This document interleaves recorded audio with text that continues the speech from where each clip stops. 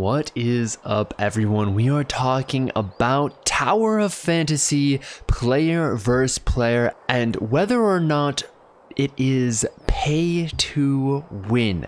Now, right off the bat, the answer to that is no, with a little bit of a yes. In order to make this clear, let me explain first off the majority of how it is a no and how this is a relatively good system. Going into the rule set here in PvP, the only mode that exists right now is a 1v1 PvP system. And as you can see here, Apex League, which is what it is called, is balanced arena. This helps bridge the gap between whales and free-to-play players, regardless of what level you are, whether you're hardcore, casual, whatever. What this means is base stats, weapon stats, relic stats, matrices, which are basically like a mini artifact system on weapons, are all disabled, and all healing effects are reduced by 50%. This includes on top of that your actual level. Everyone is set to level 50. Everyone is equalized in terms of all the stats that they have available to them. The additional thing that they don't talk about, I don't believe, talk about ranks, things like that. Yeah, so they don't actually talk about it, but the other thing that they do as well is relics, like what I have here, these missile barrage systems, these tornadoes, right? These are all equalized as well. Relics as well as weapons have leveling system. You can see here my missile barrage is tier 3, where my colossal arms are tier 0. All relics are max upgraded. And you can see here they have all these stars available to them, or everything here that even is not upgraded becomes fully upgraded in PvP. Obviously, things that say not available in Apex League, those perks are not available. But for instance, this final tier of launch more missiles after every second, that is going to be turned on in PvP for the max final upgrade on the relic systems. Additionally, weapon stars are also turned to max. So this is the biggest thing. These weapons are basically the main thing that you're going to be spending money on is weapons. And it doesn't matter if you have 0 stars, 6 stars, Giga Whale, doesn't matter in PvP, your max stars are going to be active in PvP.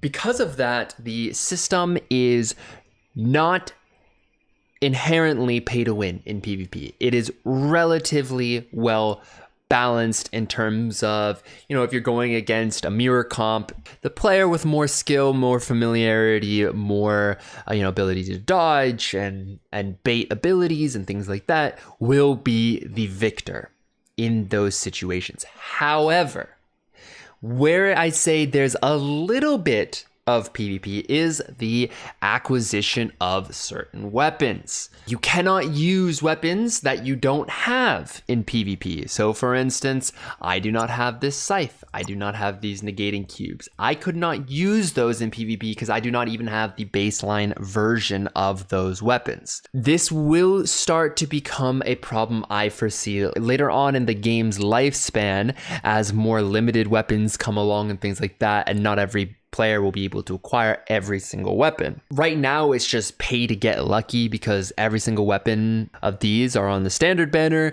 except for obviously Claudia's right up for the standard banner with the Goran blade, which is also pretty decent in PvP, at least in the beta. As more limited weapons come out and people either can or cannot obtain those weapons, if you have it at base level 0, doesn't matter, but if you don't have the weapon at all, there is massive weapon imbalance in PvP. This healing staff, Absolute Zero, is insanely broken in PvP, and I can show you why. What you can do is this 3 attack normal attack into a charge attack combo, and you can basically perma-stun that charge attack where it sucks things up and goes down and all that.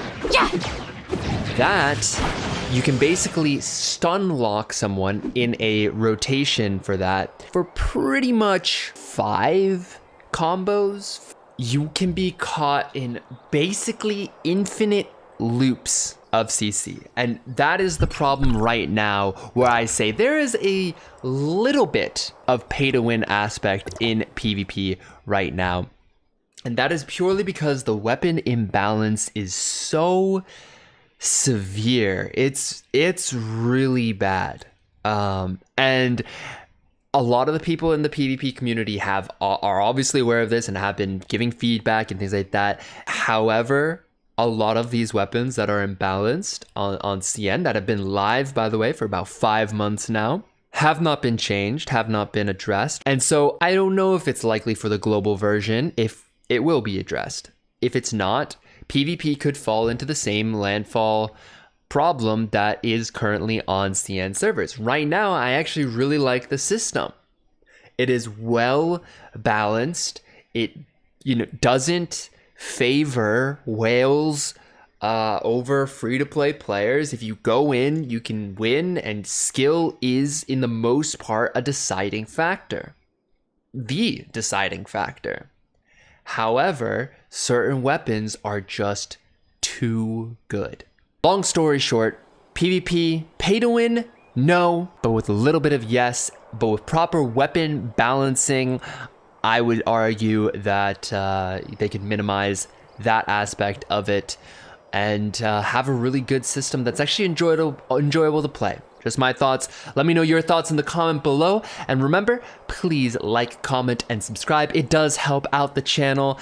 And if you would so like, come and check out the Twitch channel. I stream almost every single weekday. And I'll see you in the next one. Peace.